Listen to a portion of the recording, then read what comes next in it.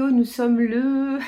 J'ai déjà oublié le jour, ça y est, mercredi 23 avril et j'ouvre enfin un nouveau vlog. Alors je voulais l'ouvrir en début de mois, c'est raté, hein, ça fait donc 23 jours que je me dis que je dois faire un vlog et franchement j'ai absolument pas eu le temps de vous prendre entre deux. Là je profite de ce que mon mari et les enfants sont partis faire du foot, pardon. Pour essayer de vous prendre, en plus, bon, je sais déjà plusieurs fois que je le dis, mais j'ai des gros problèmes avec mon portable qui, voilà, l'écran d'un seul coup, enfin, déjà il a une drôle de couleur, c'est pas la même couleur, et puis il plante, c'est l'horreur, et là je viens d'aller chez Orange, puis bien sûr Orange, bah, il jette à peine un œil au portable, ah bah non, bah il faut le changer. Le portable, alors je sais qu'on l'avait eu l'été, je pense qu'il va avoir 3 ou 4 ans seulement cet été. Mais non, c'est la durée de vie d'un portable maintenant, c'est 2 3 ans. Ah, bon, parce que moi, j'ai jamais eu des portables qui ont duré si peu de temps. Alors, c'est vrai que je fais tout avec, c'est-à-dire que je fais le montage vidéo, je mets mes vidéos sur YouTube, je fais toutes mes chroniques, je fais tout avec mon téléphone. Donc, sans téléphone, ça va être très chiant. Donc, il faut un téléphone quand même un minimum avec une certaine mémoire et tout, mais je veux dire, on l'a changé il n'y a pas très longtemps. Donc, moi, je n'ai pas changé de portable tous les 3 4 ans. Enfin, c'est hors de prix.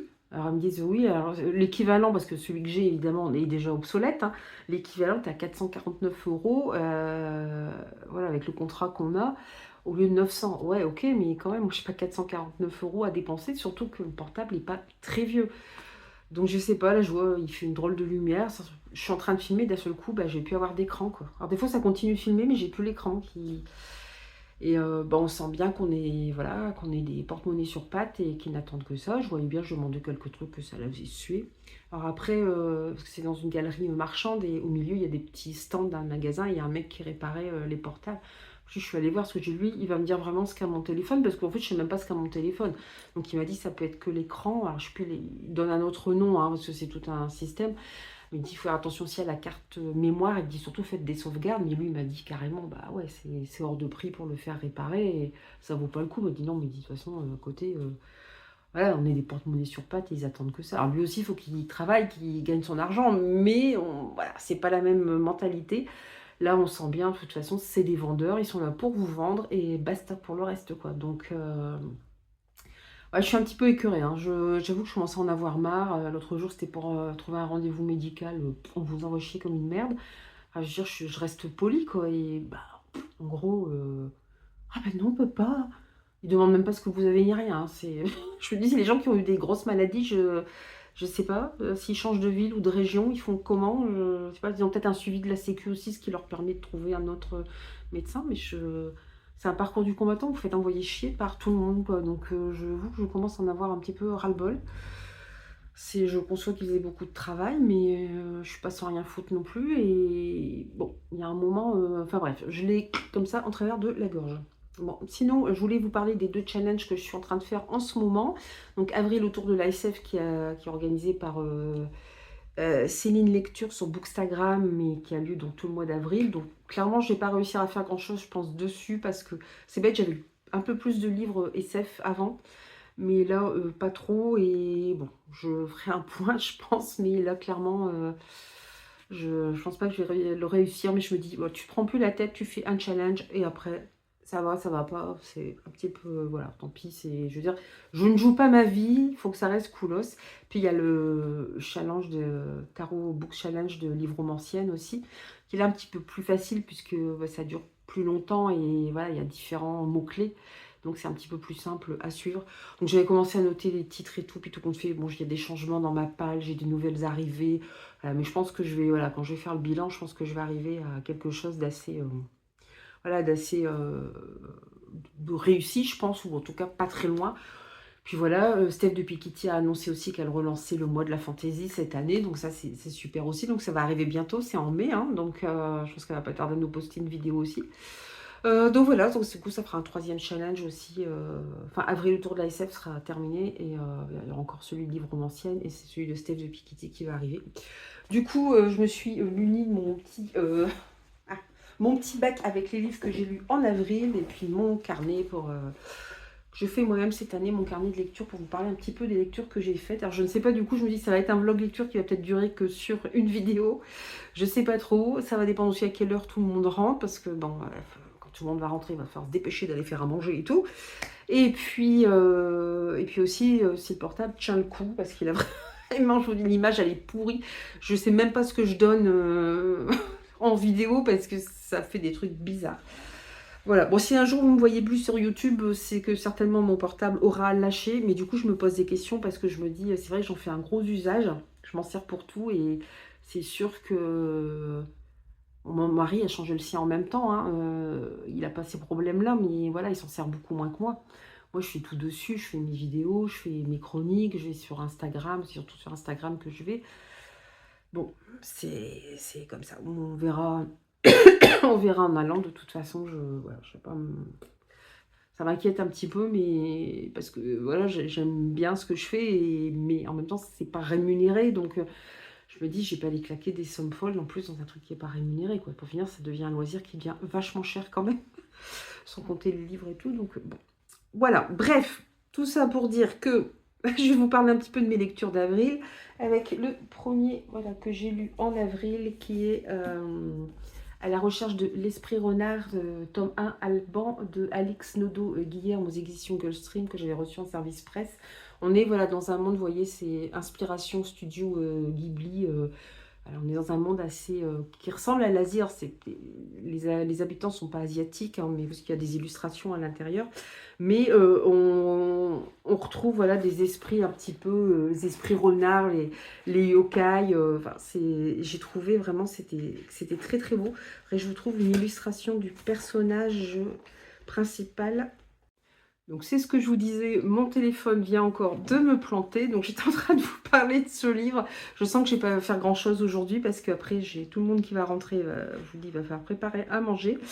Voilà, donc un très beau livre, dans un bel esprit effectivement, avec des vibes, j'ai eu l'impression à un moment de me retrouver dans Princesse Mononoke. Et Princesse Mononoke, ça a été une claque phénoménale, ce dessin animé. Je n'ose même pas le revoir parce que j'ai peur d'être déçue maintenant, parce que je l'ai vu il y a longtemps, hein, donc c'était pas encore aussi connu que maintenant, les studios Ghibli et tout, donc bon, j'arrive pas à trouver d'image du personnage masculin.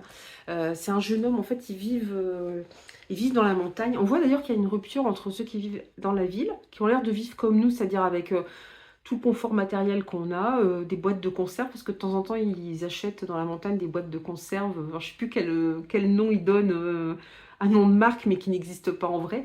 Mais ces conserves, eux, voilà, ils sont restés plus... Donc, déjà, ça, c'est rigolo, cette différence entre les gens de la ville, de la plaine, comme ils appellent, et ceux de la montagne qui sont restés plus proches de la nature.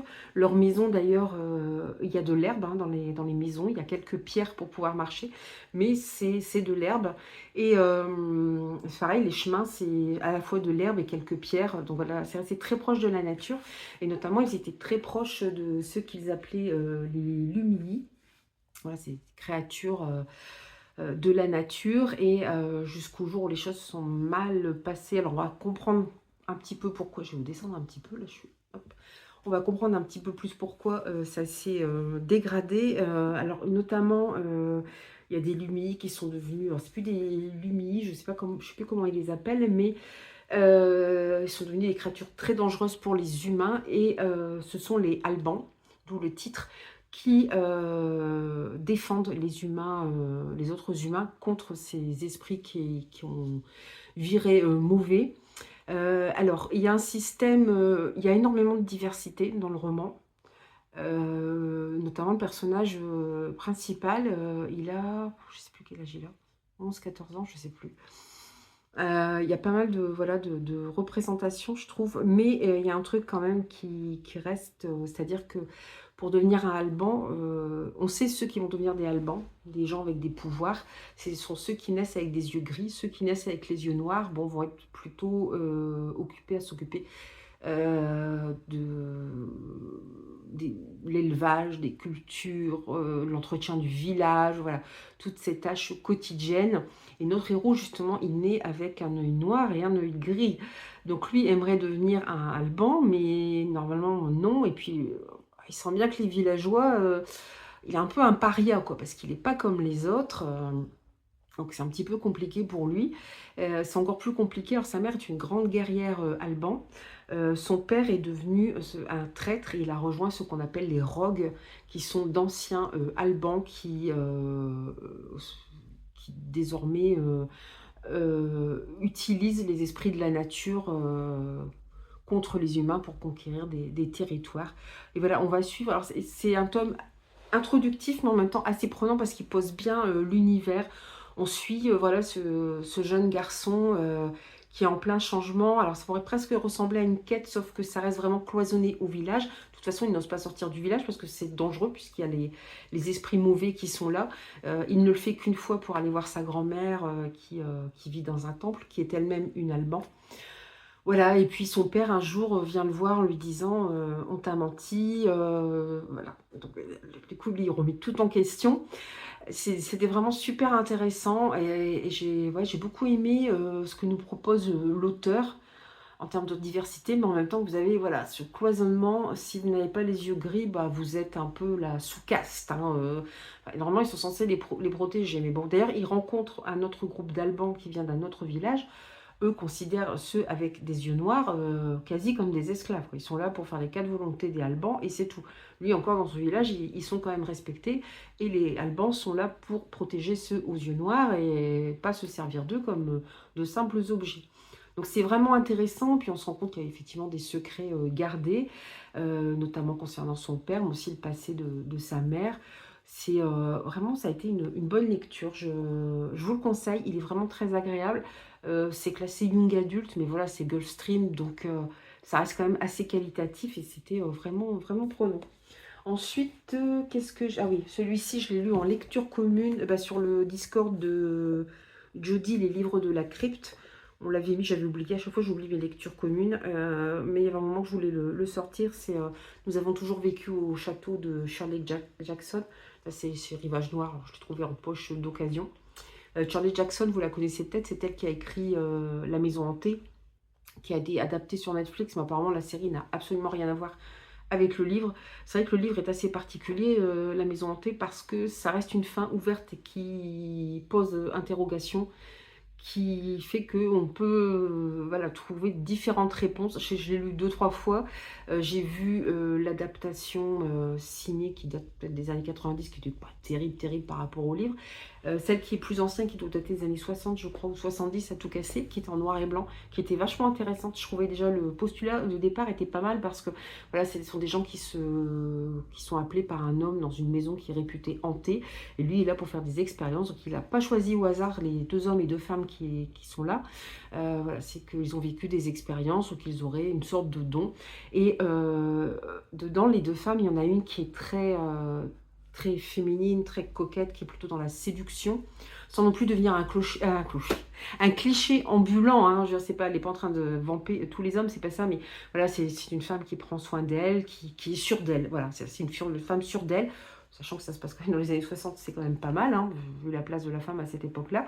Et à côté, c'est Eleanor, je crois, qui elle, par contre, manque totalement de confiance en elle. C'est vraiment l'exact opposé. Ce qui fait que ces 2 femmes en fait, se complètent et s'entendent très bien au début. Et dans ce vieux film des années 60, ils ont fait jouer les 2 personnages féminins par la même actrice. Franchement, on dirait pas, hein, parce que déjà, elles n'ont pas la même couleur de cheveux, puis une coiffure, tout ça, des vêtements, ça change énormément une personne. J'ai trouvé ça vraiment très intéressant. Parce que ça tourne quand même pas mal autour du personnage, ça doit être Eleanor, je crois. Mais voilà, de cette jeune femme qui n'est pas du tout sûre d'elle. Là, nous avons toujours vécu au château. On va suivre Marie-Catherine. Bon, elle est surnommée Mary-Cat. Alors, on sent déjà qu'il y a quelque chose qui ne va pas parce qu'elle habite un grand château. Alors, on sait, d'après le résumé, on sait déjà que voilà, toute sa famille, elle est la seule. Tous les autres membres de ma famille sont décédés. Elle vit avec sa sœur et un de ses oncles dans un immense château. Ce sont des gens très riches. Et quand elle va au village, on sent qu'elle est regardée de travers. À un moment, elle s'arrête pour prendre une pause dans une petite auberge où la patronne, elle dit, m'accepte encore. Donc, je dis, c'est un petit peu bizarre déjà. Et puis, elle est apostrophée par un homme qui est vraiment très désagréable. Elle a 18 ans, la narratrice. Après elle passe devant des bon, elle est obligée de se barrer un peu de l'auberge quoi, et elle passe devant, des enfants qui chantent une drôle de comptine devant elle. Puis voilà, on la voit rejoindre sa sœur, pardon, sa sœur Constance et son oncle qui est en fauteuil roulant. Puis on va découvrir certaines choses. À un moment, ça pouf, ça tombe. Alors c'est pareil, c'est, sujet à interprétation. C'est vraiment un roman d'atmosphère et psychologique. C'est-à-dire, ne vous attendez pas à avoir de l'action ou des plot twists, toutes les 5 pages, hein. C'est pas du tout ça. C'est vraiment, voilà, on est dans une atmosphère qui est assez gothique quand même, assez mystérieuse, assez étrange, pesante, qui peut peut-être mettre mal à l'aise par moments.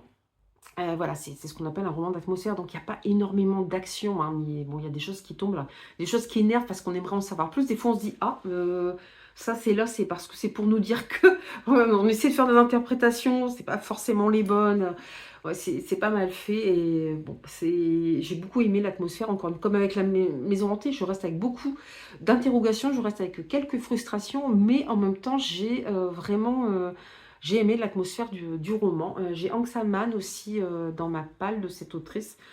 Il y a La Loterie aussi qu'elle a écrit, enfin, je crois qu'elle en a écrit plusieurs. Apparemment, d'après ce que quelqu'un a dit sur le Discord, c'est le dernier livre, qu'elle a écrit, Charles Jackson. Elle est morte, je crois qu'elle avait une quarantaine, une cinquantaine d'années. Elle avait un problème au niveau du cœur, donc elle n'est pas morte très vieille. Voilà, c'est assez surprenant, je pense que c'est assez psychologique en fait, c'est vraiment une relation très forte avec 2 sœurs, puis en même temps avec ce château aussi, voilà, nous avons toujours vécu au château, l'importance de ce lieu en fait, qui a un petit côté, ouais, assez gothique et on sent l'attachement, enfin voilà, la fin est assez incroyable en même temps, j'ai beaucoup aimé en tout cas, c'est vraiment, mais je vous dis, voilà, ne lisez pas Shirley Jackson pour avoir, pareil, La Maison Hantée, il y a très peu de scènes horrifiques, hein. Il y en a qu'une qui vous fout un peu les boules, mais c'est tout, quoi. Encore si vous êtes rodé, je pense pas que ça va vous faire peur. Mais voilà, vous attendez pas à un truc, horrifique, c'est, vraiment plus l'atmosphère qui est pesante et voilà, la psychologie des personnages.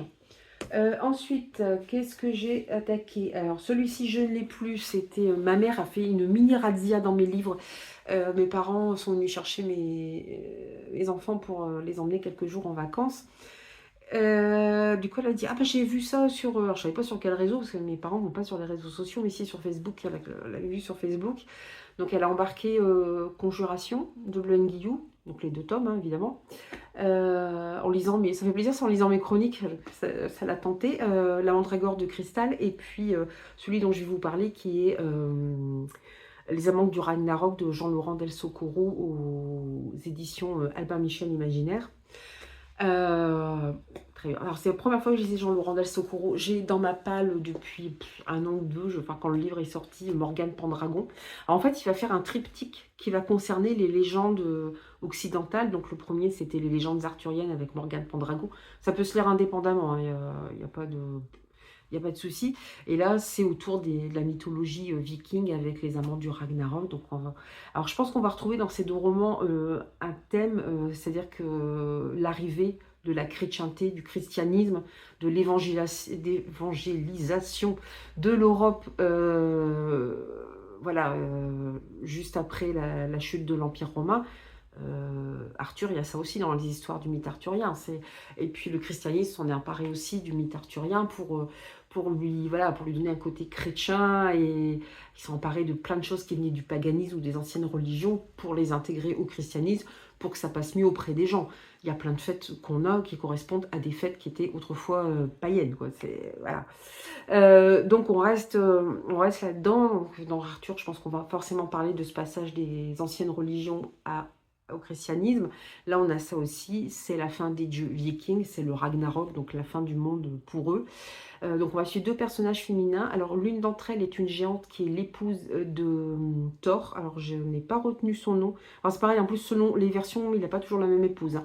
Je n'ai pas retenu, c'est Inaxia, je crois. Inaxia.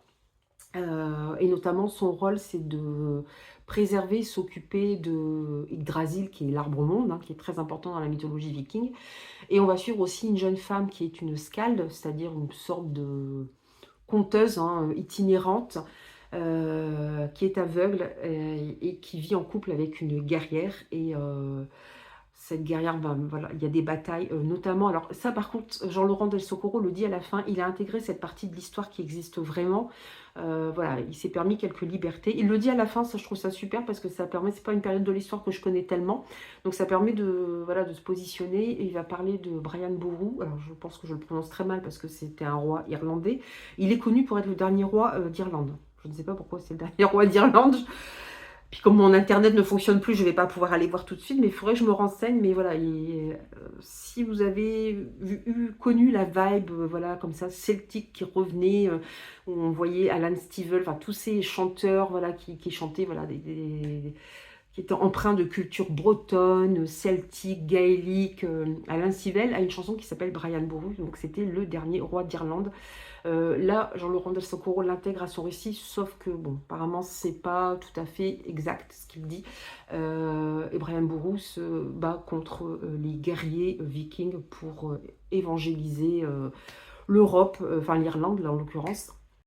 Je vous disais donc que j'avais beaucoup aimé Les Amants du Ragnarok, parce que mon téléphone a coupé, qui est une belle histoire qui mêle à la fois, attendez, je bouge un petit peu le trépied, à la fois voilà, des histoires de Dieu et en même temps des histoires de mortels. Alors c'est pareil, vous attendez pas à énormément de batailles épiques, etc. C'est plus... comment? C'est plus... je vais baisser un petit peu. C'est plus encore une quête en fait, et en fait le triomphe de l'amour quelque part, et aussi bah, on voit le Ragnarok, on voit les relations familiales, hein, notamment au sein des dieux. Donc c'était vraiment, vraiment bien, j'ai bien aimé la plume de Laurent Del Socorro. Donc j'espère pouvoir lire bientôt Morgane Pendragon. Donc du coup aujourd'hui vous avez dû vous rendre compte que c'est pas pareil. Mon téléphone a vraiment planté. Après bah, tout le monde est rentré, donc je n'ai pas refilmé. Donc du coup nous sommes le vendredi 24 avril. D'ailleurs j'ai pas pris mon carnet non plus pour faire mes lectures, mais c'est pas grave. Je voulais vous montrer mes lectures du moment aussi que je vous ai pas montré. J'ai commencé Les Maîtres des Arcanes de Charles Williams aux éditions Terre de Brume. J'avais été contactée par la personne qui a traduit le texte, Emmanuel Ligier, et qui est une spécialiste en tarot d'ailleurs, et qui a aussi fait une préface. Alors Charles Williams, c'est un contemporain de C.S. Lewis qui a écrit Narnia et de Tolkien. Il faisait même partie du même club littéraire assez important, sauf qu'il a été très largement oublié puisqu'il est mort en 1945, peu après... alors je ne sais pas si c'est après la signature de l'armistice ou l'arrivée des Américains et des Alliés en France, donc c'est tombé dans l'oubli. Son exécuteur testamentaire n'a pas osé faire connaître ses textes. Sa femme, apparemment, ne voulait pas non plus que ses textes soient trop connus parce qu'ils avaient des problèmes au sein de leur couple. Voilà, donc c'est resté assez secret, même s'il a écrit plusieurs livres et même si c'était un contemporain de Lewis et Tolkien. D'ailleurs, au début de préface, c'est noté très largement, on sent que Tolkien et Lewis ont pioché dans l'univers de Williams pour créer leur propre univers. Il y a notamment un livre qui parle d'un lion. Clairement, voilà, c'est Narnia. Donc c'était vraiment c'est intéressant. Alors par contre, c'est vrai que l'écriture, ben voilà, c'est 1932, hein, le livre, donc ça peut avoir des petites longueurs, voilà, des formes de syntaxe un peu compliquées. On est vraiment dans le monde du tarot avec la découverte d'un tarot qui serait le tout premier tarot, qui daterait d'avant même la naissance des tarots, historiquement parlant, qui est relié à des figurines, et c'est un gars assez innocent, enfin c'est un fonctionnaire en fait enfin il est veuf, il a deux enfants qui sont déjà un jeune homme et une jeune fille, quoi, et voilà, il se rend pas compte du trésor qu'il a dans les mains, sauf que le futur fiancé de sa fille, lui, s'en rend parfaitement compte. Donc c'est un petit peu compliqué. Bon, je vais pas trop vous en parler parce que j'avais pas pris la vidéo pour ça. Et j'ai vraiment des ambiances très différentes. J'ai commencé, je voulais lire Smile, manga d'horreur. Hier soir, impossible de retrouver le tome 1. Je pense qu'il était dans la chambre d'un de mes enfants, donc parce que j'ai toute une bibliothèque dans la chambre des enfants. En fait, c'était pas leur chambre à la base. Il va falloir que je fasse du rangement, qu'il récupère une vraie chambre à lui, là, parce que puis il y a des livres qui n'ont rien à faire dans sa chambre. En fait, j'ai un creux, à un moment, un renfoncement de mur, et on a mis plusieurs tablettes. Donc, il va quand même falloir que je m'en serve pour ranger les livres. Mais je pense que j'ai plein de livres qui sont jeunesse ou young adulte que je pourrais mettre là. Ils piocheront dedans s'ils veulent, même certaines BD. Ce serait un moyen, mais alors j'ai un rangement du feu de Dieu à faire. Je pensais là pendant ma semaine de congé le faire, mais je crois que c'est mal barré vu comment les choses tournent. Mais bon, c'est pas grave, on verra. Mais voilà, j'ai plein de rangements à faire et du coup, ouais, j'aimerais bien que Liam il récupère une vraie chambre à lui, quoi. Parce que là, avec tous mes livres, j'ai un autre meuble aussi. Il faudrait le bouger de place parce que, mais bon, il y a plein de livres dedans, donc il faut que j'enlève tous les livres. Puis mon mari est jamais là, donc je suis un peu toute seule pour faire ça. Voilà, donc c'est un petit peu compliqué. Donc sinon, j'ai commencé du coup PTSD Radio. Celui-là, je l'avais sous la main, de Mangetsu. Alors par contre, je ne sais, enfin chez Mangetsu, je ne sais pas par qui c'est écrit, c'est pas noté comme la dernière fois. Je cherchais après aussi. J'aime beaucoup déjà la première image. Mais c'est une espèce de radio sanguinolente. C'est Judy qui en a beaucoup parlé. Elle n'arrêtait pas d'en parler de son manga. Vous savez, si vous faites ça, vous réunissez les deux images, quoi. Alors, vous avez la nénette tranquille qui bronze au soleil, puis vous avez cette horreur-là. Puis, il y a quelques petits trucs de marqués. Les images et les sons viendront à vous, que vous le vouliez ou non. Vous écoutez PTSD Radio, RNBBC, inutile de réajuster la fréquence. Très mystérieux. Elle n'arrêtait pas d'en parler, quoi, comme dans comme un manga d'horreur vraiment top. Il avait été sorti en français, sauf qu'il n'était plus trouvable, donc il était à des sommes astronomiques. Je me suis dit, je vais finir par l'acheter en anglais, j'en ai marre, j'ai trop envie de le lire. Et j'ai vu qu'il le sortait en français. Et là, le tome 3 est déjà sorti, je crois, ou va sortir en avril. Et Mangetsu m'a envoyé, alors j'aurais avais demandé de m'envoyer le 2, 2 et 3, ils m'ont envoyé le 1 et le 2, mais le 1, je l'avais déjà acheté, donc je l'ai en double, bon, c'est pas grave, je le revendrai. C'est vraiment très horrifique. J'ai lu ça peu de temps avant d'aller me coucher. Bon, après, je me suis dit, je vais changer de lecture, je vais lire un truc plus soft que je vous montrerai après. Oui, ne lisez pas ça avant de dormir, c'est assez effrayant. Alors, on voit plein de personnages, je ne sais pas quel va être leur lien. Et puis là, il y a ces histoires, je ne sais pas si vous avez repéré ça aussi dans les films. Alors ça a souvent été des remakes, on les a plus connus parce que ça a été des remakes européens, style The Grunge, The Ring. Vous avez toujours ces longs cheveux noirs qui flottent dans de l'eau ou qui cachent le visage d'une femme, on voit juste son œil. Bah, c'est le même délire en pire. Voilà, vous avez des histoires de cheveux. Je ne sais pas ce que c'est que ces histoires de cheveux. Il y a une espèce de dieu aussi qui est hyper inquiétant. Enfin, voilà, pour vous montrer un petit peu, vous voyez les trucs, quoi. C'est horrible. À chaque changement de page, voilà, on a ce voilà, qui va s'agrandir de plus en plus. Je ne sais pas quel est le lien entre ces personnages. Il y en a forcément un. On a des retours aussi dans le passé, même pendant la Seconde Guerre mondiale. Je me demande si ça vient pas de là, les trucs des cheveux. C'est très space. J'adore, hein, j'adore. Mais ça fout les boules. Hein. Apparemment, j'avais des frissons quand même. Mais c'est pas mal. Du coup, avant d'aller faire dodo, je me suis dit, je vais prendre un truc un petit peu plus soft. J'ai commencé le tome 2, des Érennes, Le souffle d'éternité de Tali Perrault. C'est en AE.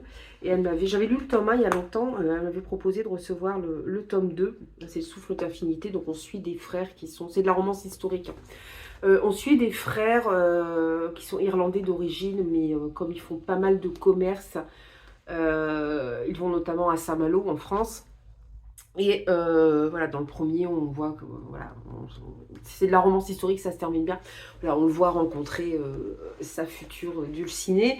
Et là, on va suivre le deuxième frère et il rencontre une jeune femme qui est un peu étrange, mystérieuse, qui parle très très peu, mais apparemment elle a subi un gros traumatisme. C'est vrai que ça commence à aller dans un cachot. On ne sait pas trop pourquoi elle a été enlevée, comment elle est arrivée là, mais manifestement elle a été sauvée par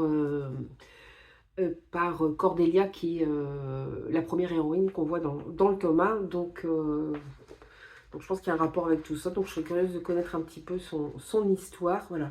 C'est tout doux, quoi. Enfin, bon, c'est un peu dur cette scène-là, mais ça reste tout doux par rapport à PTSD Radio, c'est complètement différent. Je vais aller vous chercher mon carnet pour vous dire quelle lecture j'ai faite encore au mois d'avril. Pour l'instant, je pense que tous ceux que je vous ai montrés vont pouvoir se mettre dans les cases du challenge avril autour de la SF et surtout le Tarot Books Challenge. Il y en a, je suis pas sûre, on verra bien. J'ai lu le tome 2 aussi de Réseau Royal de Camille Versil, c'est Révolution. J'adore leur jaspage, c'est trop beau. C'est une uchronie puisqu'on est à notre époque, sauf que la Révolution française n'a pas fonctionné et que ce sont toujours des monarques français qui dirigent la France, mais aussi le reste de l'Europe. Alors on dirait dans les autres pays d'Europe, il y a encore des monarchies. Oui, sauf que là, c'était vraiment elles qui gouvernent, quoi. Il n'y a pas de Premier ministre, de gouvernement. Elles n'ont pas qu'un rôle un peu de, voilà, plus honorifique. C'est vraiment les rois et les reines qui gouvernent dans chaque pays. Et là, on va suivre Louis XX, qui, tout dans le premier tome, qui vient tout juste d'être intronisé roi, puisque son père, ça va être François VI, est décédé très brutalement, alors que c'était un homme en pleine forme qui avait qu'une cinquantaine d'années. Et Louis XX n'est pas tout à fait préparé à ce rôle-là, il veut bien faire, mais il a quelques maladresses. Et puis en même temps, alors on va suivre plusieurs voies. On va suivre aussi celle de l'infante d'Espagne, donc l'héritière de, enfin la princesse d'Espagne, Katharina, et on se rend compte qu'elle fuit l'Espagne, on ne sait pas trop pourquoi. C'est son frère qui, enfin son frère gouverne, mais il est sous la régence de son oncle, puisqu'il est encore trop jeune. On sent qu'elle cache pas mal de secrets. On va suivre Julie. Alors Julie, quasiment toute sa vie, elle est restée enfermée dans une maison pour être cachée au monde, pour pouvoir s'introduire au sein de Versailles et faire tomber le roi, faire tomber la monarchie. Et on suit Thomas voilà, qui était victime d'une injustice et qui va être contacté par les gens de la Révolution. Et bon, du coup, il a un petit peu la haine, donc il va falloir aussi faire tomber la monarchie, toujours dans le même groupe. Alors, Réseau Royal, ça s'appelle comme ça parce que tout simplement, un homme, un simple roturier à la base qui a été anobli par la suite, a créé Réseau Royal, qui est donc un réseau sur lequel vous pouvez suivre en temps réel ce qui se passe à la cour de Versailles. Alors, selon votre classement dans la société, vous voyez plus ou moins de choses. Alors évidemment, les nobles, ils ont tout de suite le plus haut niveau. Puis ensuite, bah, les gens du peuple, c'est selon leur position sociale. Et plus ils vont grimper dans la société, par exemple au niveau de leur travail, leur boulot, plus ils vont avoir un accès important au réseau royal, et c'est tout. Donc on voit déjà un petit peu le côté très pernicieux des réseaux sociaux. C'est encore plus marqué dans celui-ci. Notamment Thomas, bah, il va être rétrogradé sans comprendre pourquoi. En fait, c'est une mauvaise manipulation de Louis XX, tout simplement. Voilà, il se plante, celui qui a créé ça lui montre comment il faut faire, et puis il rétrograde le pauvre Thomas. Et lui avait de l'espoir de passer la catégorie supérieure, ce qui fait que du jour au lendemain, ses parents ne lui parlent plus, son frère ne lui parle plus, ils ne veulent pas qu'il vienne à l'ouverture de son nouveau resto. Sa petite amie le quitte, il perd son boulot. Enfin, vraiment, on comprend qu'il a un petit peu la haine. Et en fait, on sait que dans l'ombre se prépare une révolution. Bon, je ne vais pas vous raconter la fin. Ce sont des romans quand même assez denses en rebondissement, en émotion, en relation entre les personnages, vraiment dans ce qui se passe dans le livre. Celui-ci encore plus, je trouve. On pourrait croire que c'est de la romance, hein, ça fait un peu, voilà, à cause de la couleur. Oui, il y a un petit peu de romance, mais c'est pas une romance, je vais dire, qui, elle est plus ou non, elle n'est pas centrale, mais elle a son importance. Mais voyez, on n'en fait pas des tonnes, il n'y a pas de scène de smut, il n'y a pas... Voilà, c'est là, c'est voilà, ils sont tombés amoureux l'un de l'autre, et voilà, ça se fait comme ça, c'est bien, moi j'aime bien, voilà, c'est normal, quoi, qu'il y ait des relations entre les gens. Ça reste assez discret, et franchement, c'est très bien, c'est vraiment très prenant. Je sais plus s'il y aura 3 ou 4 tomes, mais en tout cas, c'est vraiment, vraiment très prenant. Ensuite, j'avais lu, celui-ci, je vais encore l'avoir aussi dans mon petit package, si je le retrouve. Je sais plus où il est, là. Voilà, Le Nouvel Ordre Animal, tome 6 de Julie Bognon. Je vous en ai déjà parlé très souvent, hein. C'est publié sous forme de feuilleton, donc ça sort régulièrement tous les 2-3 mois. Il y aura 8 tomes pour la saison 1, et ensuite ça sera ressorti en intégrale. Donc là, en fait, on est dans une anticipation post-apo, uchronie, pas uchronie, dystopie, pardon, où en fait les animaux ont commencé à attaquer les humains, et ceux-ci ont été obligés de se réfugier dans des sortes de dômes, de bulles, où vivent, alors d'un côté les dirigeants qui vivent dans les anciennes tours, et ils ont tout le confort, et puis les autres vivent dans les bidonvilles, notamment notre héroïne Léonie, qu'on suit voilà, depuis 6 chapitres. À savoir que les enfants qui sont nés après cette période post-apocalyptique d'attaque des animaux naissent avec des dons. mais dans les bulles, ils sont emmenés dans les tours et leurs parents, leur famille ne les revoient jamais. Or, Léonie est enceinte dans le tome 1. Voilà, donc je vous laisse un petit peu imaginer. Il y a beaucoup de rebondissements. Le fait que ce soit un format court, ouais, il y a énormément de tensions, de rebondissements, de secrets.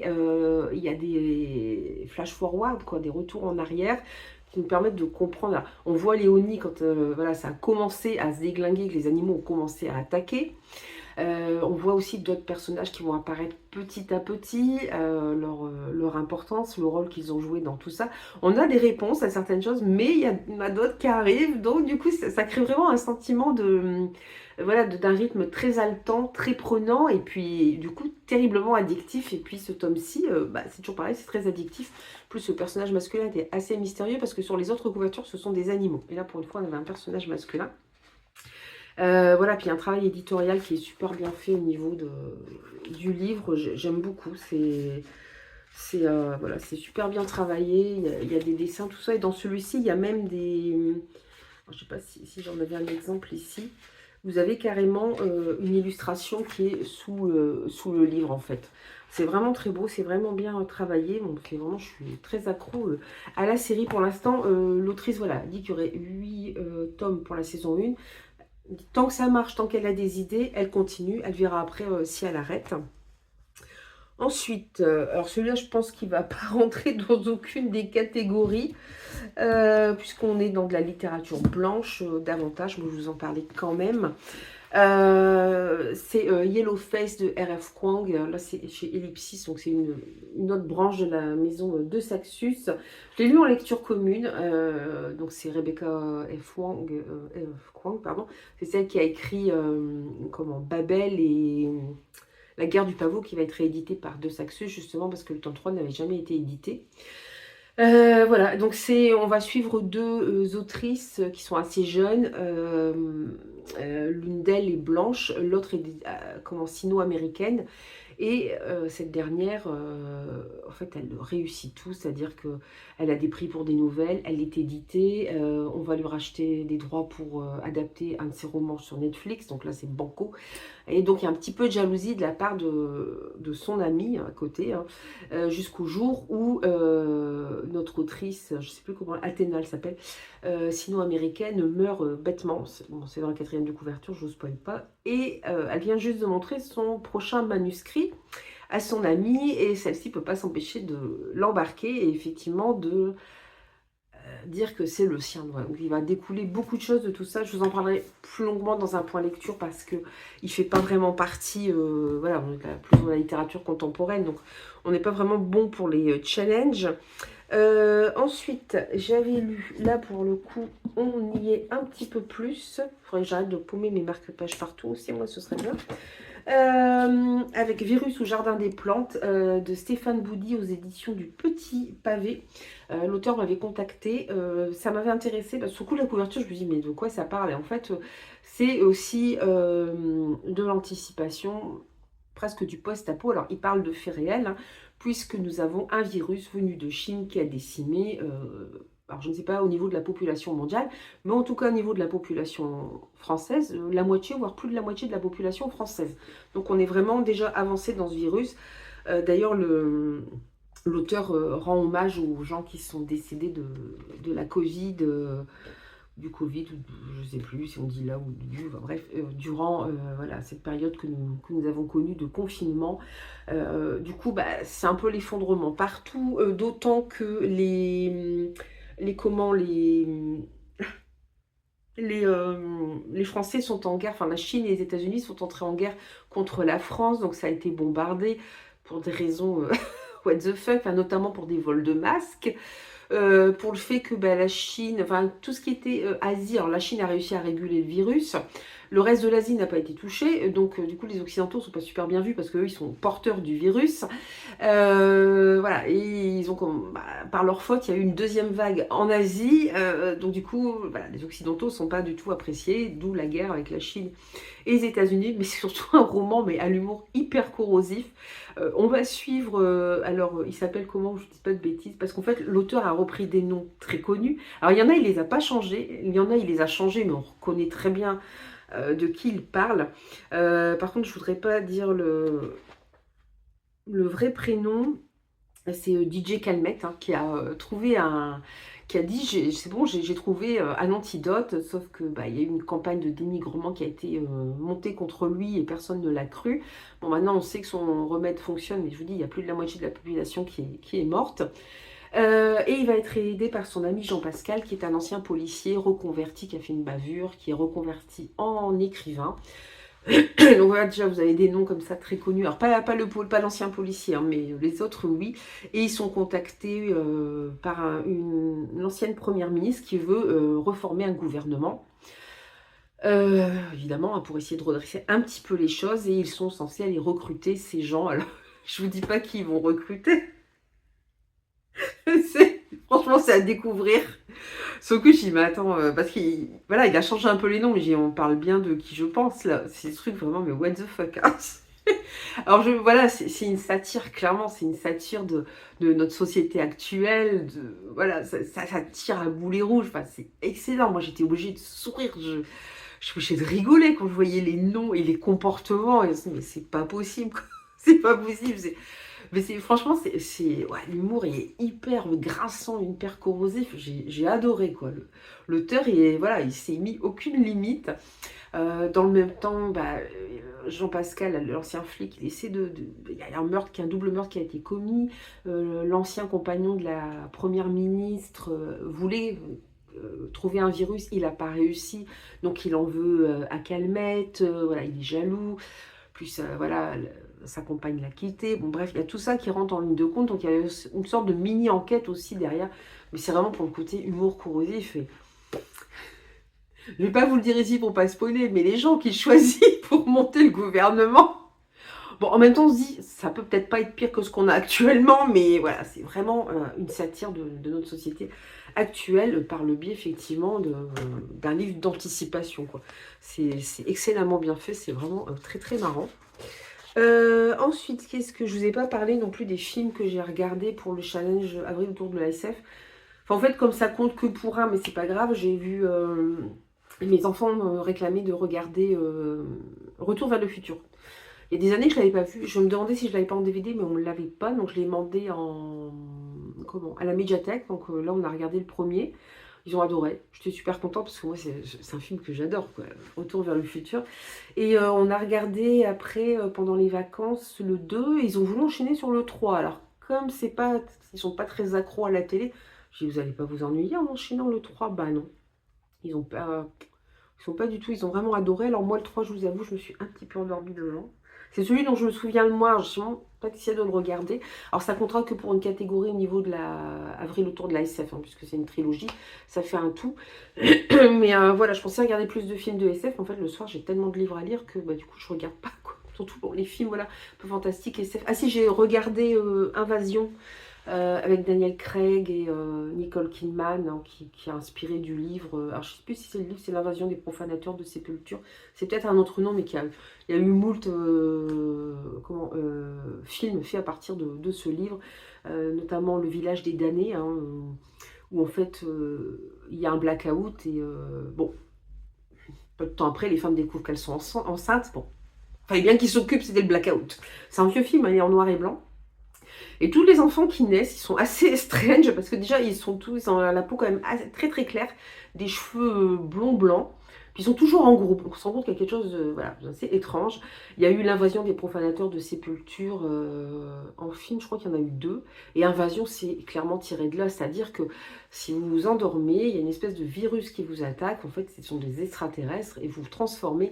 Et ça va parler d'individualité parce que l'homme est très individualiste. On a travaillé pour justement voilà, pour respecter l'individualité et la personnalité de chacun. Alors malheureusement, c'est vrai qu'on voit dans le film que il y a des guerres partout, c'est le bazar, et que le fait que voilà, ces aliens n'ont qu'une seule pensée et ne vivent que pour le groupe.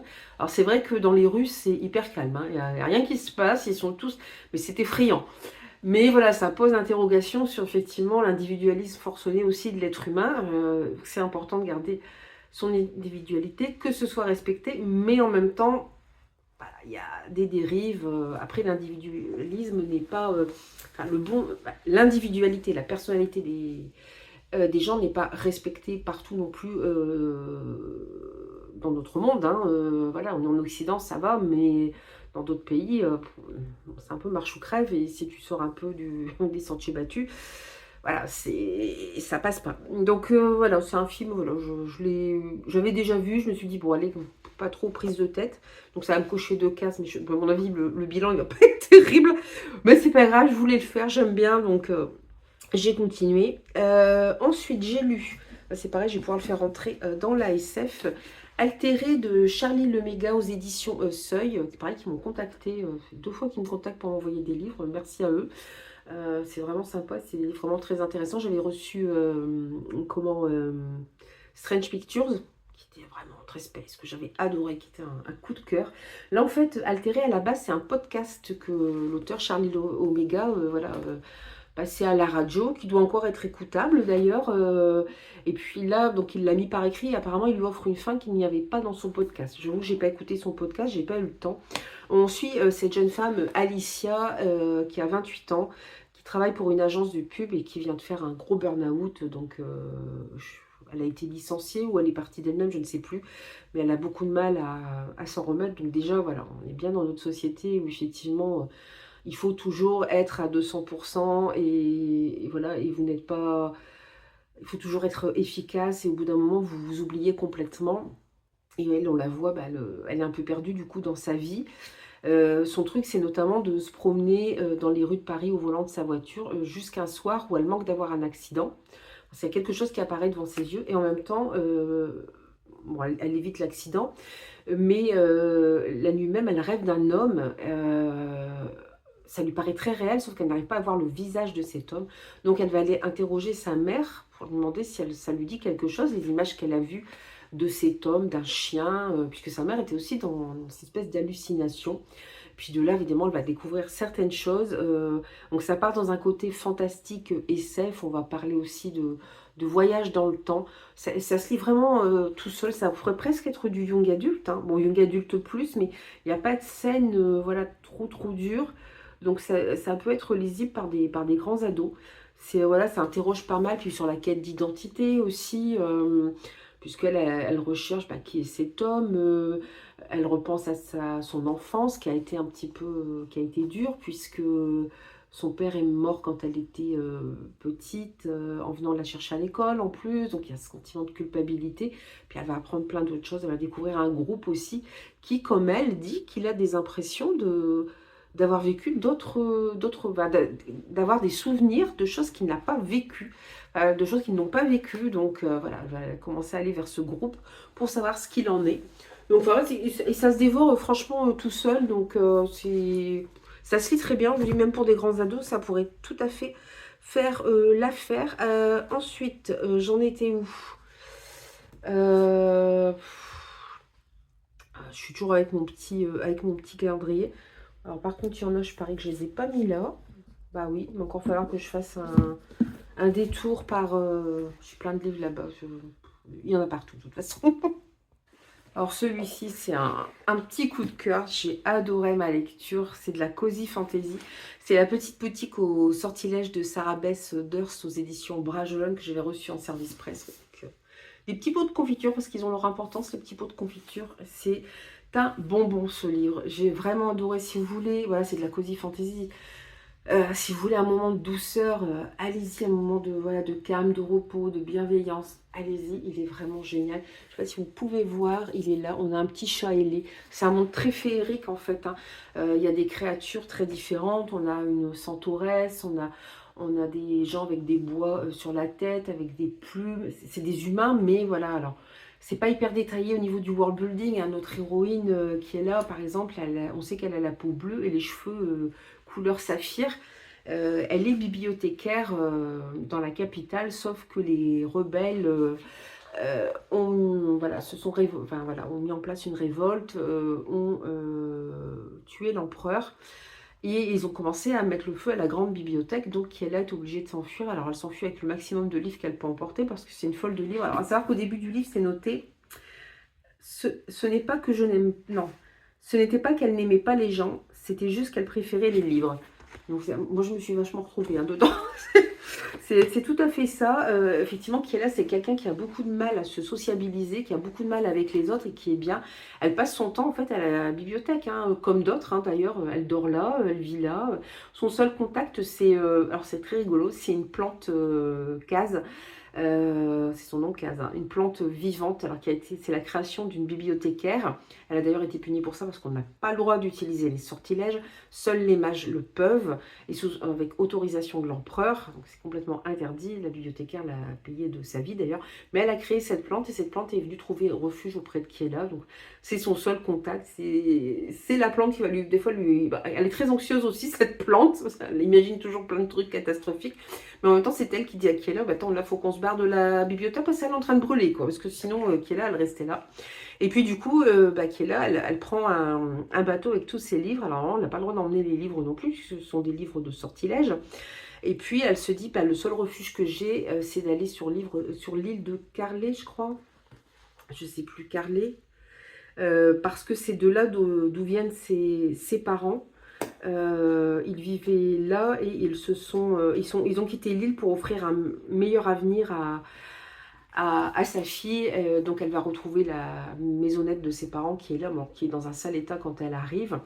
Et puis bah, il va falloir qu'elle vive maintenant qui est là, qu'elle trouve des solutions pour vivre. Et bah, elle va être un petit peu obligée d'utiliser les livres des sortilèges. En même temps, livre de sortilèges, pardon. En même temps, elle va faire la connaissance des gens qui habitent l'île, voilà, qui sont, je veux dire, très variés, notamment d'un voisin qu'elle trouve envahissant. Alors, lui, il vient juste pour l'aider, parce que bah, déjà, il était censé ne plus y avoir personne dans la chaumière. Puis il vient pour l'aider, parce qu'il y a plein de travaux à faire, mais elle le trouve trop envahissant, parce que voilà, je veux dire, elle a du mal à sociabiliser. Mais voilà, elle est au village, elle va rencontrer d'autres personnes, et c'est vraiment beau. Voilà, il y a de belles relations, belles évolutions. Il y a un enjeu en même temps, puisque il y a quand même toujours cette menace qu'il n'y a plus d'empire, mais que les rebelles viennent jusque sur l'île et qu'elle se fasse arrêter parce qu'elle a utilisé les livres de sortilèges. Alors elle les aide notamment pour aider aussi les villageois, puisque autrefois les mages venaient régulièrement sur les îles extérieures pour intervenir, pour aider par exemple lors des récoltes, pour empêcher les tempêtes. Alors là, il y a, comme les mages ont non seulement n'interviennent plus pour empêcher les tempêtes, mais en plus ils ont déréglé le temps, ce qui fait que d'un seul coup il y a des tempêtes qui se lèvent, des tempêtes qui sont catastrophiques quand même. Donc on sent aussi cet abandon de la part de l'empereur qui voulait garder tout le savoir pour une certaine élite, ça c'est dénoncé aussi. C'est vrai ce que dit Kiel à un moment, ce qu'il y a dans les livres, c'est fait pour que tout le monde les lise, c'est un savoir qui appartient à tout le monde. Voilà, non, elle est géniale cette bibliothécaire. Et voilà, c'est plein de belles choses. Donc il va y avoir quelques petits rebondissements à la fin et tout. Et c'est bien, il y a une petite romance, mais ils me font rire tous les deux parce que elle se rend pas compte que lui est complètement in love. Au moment où elle s'en rend compte, bah mince, il arrive quelque chose, donc elle ne peut pas vraiment dire ses sentiments, puis elle n'ose pas. Avec ça, nous avons ces équitritons, je crois, qui sont des créatures mi-chevaux, mi-poissons, qu'on imagine juste magnifiques, notamment son voisin Laran, qu'elle trouve très... ou la rane, je sais pas comment on dit, qu'elle trouve très envahissant, c'est lui qui s'occupe des équitritons, mais on voit les équitritons, ça fait des années qu'ils n'ont pas eu de poulain, par exemple. Voilà, il y a une nature qui est déréglée parce que les mages sont intervenus autrefois et que maintenant ils n'interviennent plus. Voilà, il y a plein de choses à faire dans ce village, c'est vraiment un coup de cœur, c'est vraiment le genre de livre qui vous fait du bien. Alors soit vous allez bien et vous irez encore mieux en le lisant, soit vous avez un petit coup de mou et voilà, c'est le genre de livre qui va vous faire un bien fou. Lisez-le, il est super. Je suis en train de regarder parce que du coup, je vais vous faire un vlog qui va durer, je pense, sur 2 jours. Tant que mon téléphone fonctionne, j'en profite. J'en profite. Ensuite, j'ai lu, alors, celui-ci qui est plus un young adulte, genre tout ce qu'il y a dedans. C'est De l'autre côté des étoiles de Jérôme Patalano. Alors, c'est vrai que le titre me disait quelque chose. À la base, ça avait été édité aux éditions Inception qui n'existent plus. Donc, il a repris ses droits l'année dernière. Et voilà, il a ressorti son texte avec une nouvelle couverture. Donc méfiez-vous, vous l'avez peut-être déjà dans votre palle. C'est une couverture bleue, le titre est le même. Hein. Donc l'auteur aussi, il n'y a rien qui a été changé. C'est l'agence de Julie qui s'occupe comme ça d'auto-éditer qui m'avait contacté pour me demander si j'étais intéressée. On est dans du young adulte et on va suivre Chloé qui quitte Paris avec sa famille parce que ses parents rêvent de verdure, ont marre de vivre à Paris. Bon, elle n'est pas enchantée de quitter ses copains, copines, et puis elle arrive dans une grande bâtisse. Et dès le premier soir, va se passer des choses assez étranges, puisqu'elle va se mettre à rêver d'un autre monde. Et effectivement, elle va être propulsée dans un autre monde où va lui arriver des tas de choses, où vont lui arriver plutôt des tas de choses. C'était vraiment, je trouve, au niveau de l'imaginaire, hyper développé. Alors c'est vrai que maintenant, ce trope du jeune homme ou de la jeune fille, du l'ado qui est propulsé dans un autre monde, on le retrouve un peu plus, mais le livre, il a déjà plusieurs années en fait. Et voilà, et là, il y a un mélange d'imaginaire, je trouve, qui est vraiment super bien fait, c'est-à-dire qu'on a des vibes à la Hunger Games à un moment, parce qu'il y a des épreuves, mais même si ça ne se finit pas comme il le pensait. On a des vibes un peu horreur cosmique à la Lovecraft, parce qu'il y a des monstres vraiment horribles. On a voilà, des complots, on a quelqu'un dans l'ombre qui agit, on sait que ça va très mal se terminer. Chloé, elle a des visions, alors on dit que c'est quoi ces visions exactement? Il y a eu une guerre avant. C'est vraiment, voilà, puis en même temps, on voit ces ados qui commencent à avoir des relations entre eux, à se connaître. Il y en a avec qui ça passe pas, il y en a qui ça passe bien, il y a un petit crush évidemment. Voilà, moi j'ai beaucoup aimé le mélange des imaginaires, en fait, des références. J'ai trouvé ça vraiment très très bien. Il y a un côté des fois SF aussi, puisque nous avons aussi des vaisseaux spatiaux. Ça me fait penser à l'autre livre que j'avais lu, Margot Dupin, où vous avez comme ça aussi un mélange des imaginaires. Sauf qu'ici, c'est pour les plus âgés. Margot Dupin, à partir de 9 ans, un bon lecteur pouvait le lire. Là, peut-être un petit peu plus. Alors après, il n'y a pas... Bon, oui, il y a des scènes effectivement d'horreur cosmique où c'est très monstrueux. Après, si c'est des ados qui sont pas trop perturbables à ce niveau-là, bon, ça peut se lire. Alors, je sais pas parce qu'il est quand même assez gros, mais un bon lecteur, peut-être vers 12, 13, 14 ans, je pense qu'on peut le commencer. Bon, en tout cas, 16 ans, c'est bon. Je ne voudrais pas m'avancer parce que je voudrais pas traumatiser des ados ou faire lire n'importe quoi à n'importe qui. Mais voilà, j'ai beaucoup aimé le mélange, l'imaginaire qu'il y avait dans ce livre. J'ai lu pas mal, hein, je me rends compte, pendant le mois d'avril, qui n'est pas encore fini d'ailleurs. Ensuite, là j'ai lu, enfin si, on l'avait lu dans le cadre d'une lecture commune organisée par Céline pour avril autour de l'ASF. J'ai enfin sorti, enfin je l'ai emprunté, un Q84, livre 1 de Haruki Murakami. Alors, on a dit beaucoup de choses sur ce livre. J'avais envie de le lire depuis qu'il est sorti, de toute façon. Donc ça fait un petit moment, parce que ça fait quand même, je pense, peut-être 20 ans qu'il est sorti. 15-20 ans. Je ne sais pas si c'est noté. 2011. Ah non, j'ai exagéré. 14 ans. Voilà, j'ai entendu dire tout sur ce livre. Je ne peux pas dire tout et son contraire, mais plein de choses sur ce livre. C'était un peu étrange. Et effectivement, alors moi par contre, je l'ai pris comme un truc fantastique, sauf qu'il y a très peu de fantastique dedans. Je m'attendais vraiment à ce qu'il y ait plus de choses fantastiques, si ce n'est qu'on a une des héroïnes, alors le nom je ne retiens jamais, c'est Maomé ou Aoumé, ah je sais plus. Le personnage masculin principal, c'est Tengo, ça j'ai retenu. L'autre, c'est Aomame. Donc, on va suivre ces deux personnages-là. Aomame, qui est une jeune femme qui a un rendez-vous très important, qui est prise dans les bouchons d'un taxi. Le taxi lui dit, bah, écoutez, il y a un petit moyen, il y a prendre les rues. Normalement, c'est interdit, c'est que pour les urgences. En fait, il lui dit qu'elle peut prendre les échelles d'urgence, utilisées que par les pompiers, je pense, même par la police, pour pouvoir couper court et être à l'heure à son rendez-vous. Rendez-vous d'ailleurs qui est très spécial. Voilà. Et il lui dit des choses un peu étranges. Il dit, oui, vous fiez pas à ce que vous voyez. La réalité n'est pas toujours ce qu'on croit. Donc il lui dit des choses un petit peu étranges comme ça. Et puis voilà, elle quitte le taxi et elle décide de voilà, prendre ses escaliers. Alors elle commence déjà à repérer quelques petits trucs un peu étranges. Puis au fil du roman, elle va découvrir des choses qui vont un peu la perturber. Des choses qui sont super perturbantes pour nous aussi parce que ça n'existe pas dans notre monde. C'est vraiment des petites choses, hein. C'est vraiment posé là. Il y en a 2, 3, disons que 3 qu'elle ne connaissait pas, qu'elle découvre. Elle dit, c'est bizarre. Donc elle trouve ça bizarre quand même, elle se méfie. Elle est prof d'arts martiaux notamment. Elle donne des cours à une femme très très riche. Tengo, lui, est un professeur pigiste qui aimerait être romancier, mais qui n'arrive pas vraiment à se lancer. Il est en contact avec une maison d'édition, notamment avec un des managers. Et un des managers lui a fait lire un livre, c'est La chrysalide de... je sais plus. La chrysalide de l'air, je crois, écrit par une jeune fille de 17 ans. sauf qu'il dit, bah, ce livre, l'éditeur dit, ce livre peut gagner le prix des jeunes auteurs, il peut gagner des prix, mais il faut qu'il soit réécrit parce qu'en l'état, il n'est pas vraiment lisible. Donc il demande à Tengo de le réécrire. Tengo va rencontrer la jeune autrice qui est un peu étrange, hein, qui parle très très peu, qui a l'air complètement décalée par rapport au monde dans lequel on vit. Elle accepte qu'il écrive, elle lui fait même rencontrer le professeur qui est son mentor. Voilà, donc ça se passe très bien. Ils sont d'accord pour qu'il écrive. Lui, il est un petit peu réticent parce que ça va rester secret.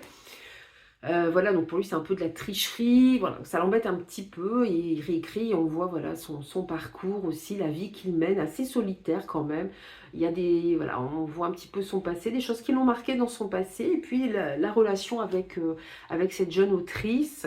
En fait, les deux gros sujets qu'on va aborder sont d'une part les sectes, puisque on apprend que la jeune autrice est issue d'une secte, qu'elle a fui une secte, que l'héroïne, dont j'ai déjà oublié le nom, Amamoui, je ne sais plus, enfin bref, elle faisait partie des témoins de Jéhovah, elle a aussi quitté sa famille parce qu'elle ne supportait plus cette secte. Tengo, lui, non, mais c'est un personnage très solitaire parce que, voilà, il n'a pas connu sa mère, elle est partie très tôt, son père, bon, c'est un homme assez dur. Donc c'est des personnages quand même assez solitaires. Et voilà, donc il y a les sectes qui vont, parce qu'il y a une secte qui est là dans les montagnes, qui existe. Voilà, ce sont des hommes et des femmes qui sont partis là-bas. Et puis il y a une partie de cette... Enfin au départ c'est une communauté qui voulait vivre près de la nature. Puis il y a une partie qui s'est un peu radicalisée. Il y a une scission. Bon, il y a eu plein de choses avec cette secte, je ne vais pas tout vous raconter quand même. De toute façon je vais faire un point lecture et puis pas tout vous spoiler. Voilà, donc on va beaucoup parler de sectarisme, hein, de secte. On va parler aussi beaucoup de la maltraitance sur les femmes. Je ne m'attendais pas du tout à trouver ça dans ce roman, ce qui fait qu'il y a des scènes parfois assez dures quand même.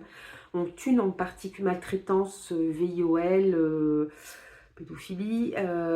C'est pas tout le temps, tout au long du livre, mais c'est là, il y a une scène quand même très... Alors on n'assiste pas aux scènes, mais on sait. Voilà, donc il y a une scène quand même assez dure à la fin. Et voilà, je trouve que c'est un livre qui parle vraiment de la maltraitance féminine en fait, quoi. Ça tient une place très très très importante dans ce roman. Donc c'est vrai que moi je m'attendais plus à trouver du fantastique. Voilà, j'en trouve plutôt un livre qui va parler, dénoncer les maltraitances féminines, et puis, enfin sur les femmes, pardon, et le sectarisme. Voilà. Mais malgré tout, ce qui se passe à la fin, c'est pas un gros plot twist, mais on se dit... Voilà, mais alors, attends, là, faut que je faut que je revienne sur tout ce que j'ai cru, là, ce que j'ai lu, là, parce que c'était pas vraiment ça. Voilà, j'ai un petit soupçon, mais je n'en suis pas sûre à 100%. Mais voilà, en tout cas, du coup, ça donne très envie de lire la suite, même si moi, j'ai pas été plus accrochée que ça. L'écriture demande quand même de la concentration. Voilà, on va parler aussi beaucoup de la culture japonaise. On va parler notamment de la Seconde Guerre mondiale, du fait que le Japon a envahi la Chine aussi. Voilà, donc on va parler quand même de choses assez sérieuses et qui existent vraiment. Voilà, moi je m'attendais à un petit peu plus de fantastique, donc à ce niveau-là j'ai peut-être été un peu déçue. En même temps le livre est très prenant, voilà, puis ça dénonce plein de choses. Donc clairement, on va peut-être essayer d'organiser une LC pour le mois de mai. Je vais voir aussi avec tous mes SP, mais j'aimerais bien me caser le deuxième tome, parce que bon là ça fait à peu près 450 pages, mais c'est quand même assez dense, donc... à voir, mais ouais, du coup, c'est difficile de le lisez pas en disant je vais lire du fantastique à 200%, même à 100%, c'est pas ça du tout, quoi. Il y en a un petit peu, ça va peut-être se développer, je pense, sur les 2 autres tomes, il y a 3 tomes en tout, mais là, clairement, on va plus parler de la vie de ces deux personnages, de leur solitude, des personnages secondaires qui les entourent, qui ont leur importance, et puis voilà, de sectes, et puis aussi de maltraitance faite aux femmes. Du coup, celui-là, je pense que je mettrai avril autour de la SF. Alors, je ne sais pas trop dans quelle case, mais on va y arriver. Ensuite, j'ai lu... Alors, il est où?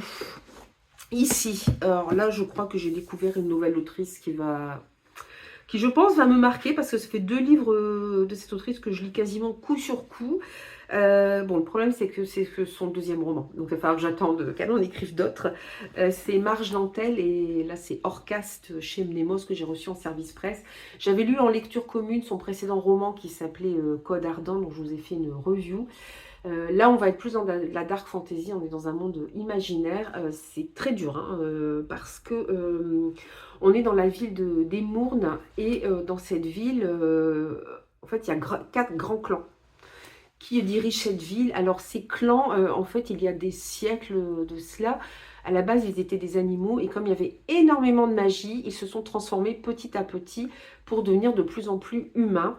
Alors, à savoir que plus vous avez de magie en vous, moins vous ressemblez, moins vous avez de traits animaux. Et malheureusement, il y a les Orcas, c'est-à-dire ceux qui n'ont pas de pouvoir. Alors le personnage, voilà, c'est Shreve, il est là. On le voit pas tellement, mais vous voyez, je sais pas si on voit, ouais, il a des griffes par exemple. Il fait partie du clan des félins, des lynx. Des lynx. Voilà, donc il a encore quelques... voilà, par exemple, il gronde, il feule, voilà, il a encore quelques comportements animaux et il s'en veut de ces comportements. Et du fait qu'il n'a pas de pouvoir, il est considéré, enfin dans cette ville, ceux qui n'ont pas de pouvoir sont considérés comme des sous-merdes. Ils ne sont rien, ils sont corvéables à souhait, ils sont méprisés par les autres, ils n'ont pas le droit de se rendre dans tel ou tel endroit. Enfin voilà, vous avez vraiment, voilà, c'est vraiment un système de caste très dur. Alors vous avez les autres clans, vous avez le lynx, l'autre clan, c'est le clan des Simurs, je crois, qui ressemble plus à des oiseaux. Le clan des Sauros, sont plus dans le reptile. Et les Tarasques. Alors Tarasques, j'avais dit de vérifier ce que c'était. Je ne sais plus si c'est Tarasques. Je me demande si c'est pas des araignées, mais je ne suis pas sûre. J'hésite entre araignées et tortues, pour tout vous dire.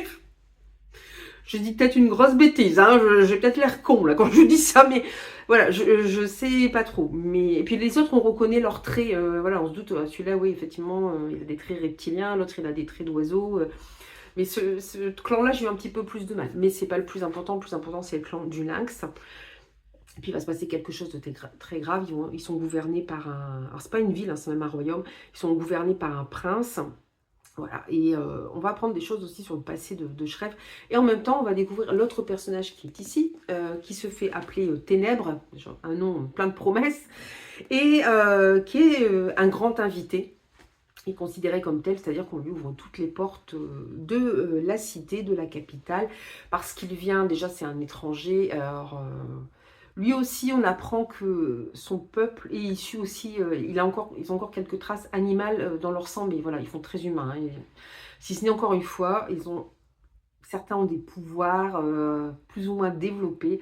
Alors, Ténèbres, de son vrai nom, Lag, a notamment une particularité qui voilà, très importante. Quelque chose qui fait rêver d'ailleurs, voilà, mais voilà, qui va bien avec le personnage, qui va bien avec la dark fantasy aussi.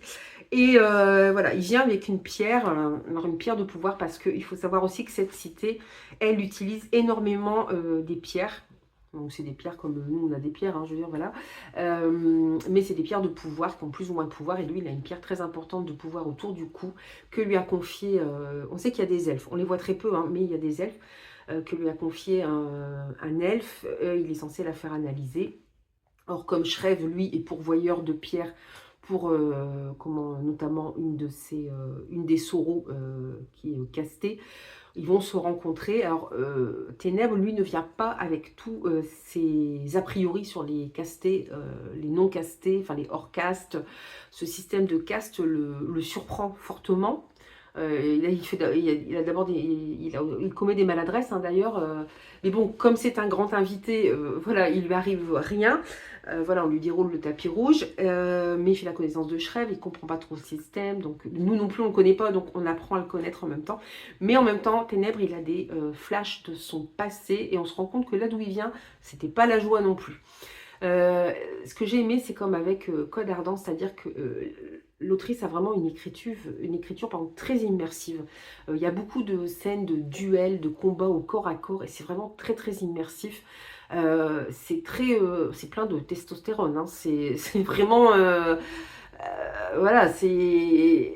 Je vais vous sortir un gros truc qui fait très a priori, mais on pourrait croire que c'est écrit par un homme, vu tellement les batailles au corps à corps sont très bien décrites. Alors oui, je sais, des femmes sont capables de le faire, la preuve, mais c'est quand même... Voilà, on se dit, bah oui, les femmes sont capables aussi d'écrire ce genre de roman, et en même temps, animer sa touche personnelle. Ce ce que j'avais trouvé dans Code Ardent, ce qu'on retrouve ici aussi, c'est-à-dire le développement de relations entre les personnages et où vous avez encore une fois des moments plus doux où ils apprennent à se connaître. Alors c'est compliqué parce que notamment Shreve et Ténèbres ont vraiment des passés très très lourds. Surtout Shreve, on s'en rend compte parce qu'il vit dans une ville qui le déteste, mais il y a quand même un petit plot twist à la fin quand on apprend ses origines qui est assez impressionnant. Ténèbres, on voit que ouais, il a connu la guerre, il a connu vraiment des horreurs. Et aussi son pays, pas pour les mêmes raisons, mais son royaume est aussi un royaume d'intolérance. Où si vous commettiez ce qui était considéré comme des fautes, était très très très sévèrement puni. C'était vraiment très dur. Voilà, donc c'est un beau roman. Vraiment, je découvre la plume de l'autrice. Pardon, pas Orcas. Code Ardent, je l'ai lu il y a peut-être un mois ou deux. Vraiment, j'adore la plume de l'autrice, donc j'espère qu'elle en sortira d'autres parce que c'est une plume que j'aime beaucoup.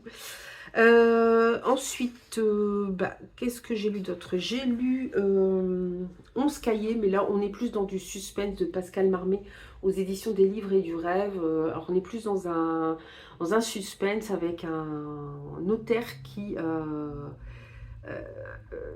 voilà, pour faire les dernières volontés d'une femme qui est décédée. Cette femme a écrit 11 cahiers, elle a écrit des choses dans 11 cahiers, des sortes de journaux intimes, et il doit contacter 11 personnes différentes à qui il doit remettre ses cahiers, et on va se retrouver voilà, avec du suspense, avec des personnages, on se demande quelles sont les relations. C'est vraiment bien fait parce qu'on se dit mais quelles sont les relations, qu'est-ce qui s'est passé, et puis pour finir l'auteur nous cueille sur quelque chose auquel on n'aurait pas pensé, donc c'était vraiment très bien. Et puis, j'ai lu aussi, pareil, j'ai beaucoup aimé La captive de Dukenstadt de Magali Lefebvre aux éditions Château d'Âme, avec lesquelles je suis en partenariat aussi cette année. Donc, la beauté du livre, c'est beau, il est beau. Il est beau. Il est beau. Et en plus, ce livre, alors l'autrice l'avait écrit, il avait été édité par Noir d'Absinthe, qui est une maison d'édition qui malheureusement n'existe plus. Bon, je dis, je vais essayer de le trouver quand même d'occasion. Et elle avait dit qu'il serait réédité. Ma surprise quand j'ai vu qu'il était réédité chez Château d'Âme, j'ai dit comme je suis partenaire avec eux, je vais le recevoir en service presse, donc je suis vachement contente. Et Magali Lefebvre, elle va faire plus dans des mondes, elle a fait réécriture de contes, et le dernier que j'ai lu d'elle, c'est il y a le titre envolé dedans, Les Nuits envolées, qui était vraiment une novella gothique. Donc là, on retrouve vraiment cet esprit gothique. On suit Émile, qui est un jeune Français, donc on est plutôt fin 19e siècle. Pardon, j'ai eu un coup de fil, du coup j'ai dû arrêter, cette fois c'était pas dû au portable. Donc voilà, donc on suit Émile voilà, qui fait un tour d'Europe en fait avant de devenir notaire, de se marier, tout ça. Il a sa promise qui l'attend en France. Et puis il arrive en Allemagne et il découvre qu'il y a un château, c'est le château de Wolfenschloss, je suis toujours très bonne pour les langues, mais ça fait peur. Voilà, dans la ville de Dukenstadt, il va rendre visite aux habitants de ce château qui fait très gothique. Hein. Pas tous les aspects, mais il y a une partie qui fait quand même très très gothique. Notamment le portail qui est vraiment très spécial, une partie du château aussi. Il va faire la connaissance de la comtesse et de la fille de la comtesse dont il va tomber éperdument amoureux. Donc on se doute qu'il y a des choses un petit peu étranges, vous voyez d'ailleurs avec la couverture, quoi. Il y a des petites choses de révéler. Et encore une fois, j'aime beaucoup la plume de Magali Lefebvre et ils ont une ambiance encore un peu voilà, qui fait penser aussi à un conte quelque part, mais aussi à un aspect très gothique qui va prendre ses sources dans le passé. Enfin, c'était vraiment très prenant. J'ai vraiment beaucoup aimé. C'était vraiment très très sympa et voilà, ça a été un petit plaisir de lecture aussi. Du coup, mon téléphone a venu jusqu'ici, donc c'est magnifique. Donc je pense que je vais faire, ça va être un vlog qui est vachement regroupé. Vous m'excuserez, j'ai malheureusement pas le temps de vous prendre, voilà, des jours différents. C'est un petit peu compliqué en ce moment. Puis avec le portable en plus qui déconne tout le temps, c'est encore pire. Mais voilà, je suis contente quand même d'avoir pu faire ce vlog. N'hésitez pas à me dire s'il y a certains de ces livres que vous connaissez. Si vous avez lu un Q84 par exemple, je serais contente d'avoir votre avis sur ce livre. Alors c'est une référence directe à 1984 de George Orwell, même si j'ai pas compris toutes les rêves. Si, ouais, si, il y a un truc, oui, si. Mais bon, c'est un peu particulier. Mais n'hésitez pas à me dire si vous l'avez lu, les autres aussi. Je vous entends en commentaire et puis je vous dis à très bientôt pour un nouveau vlog. Bye bye!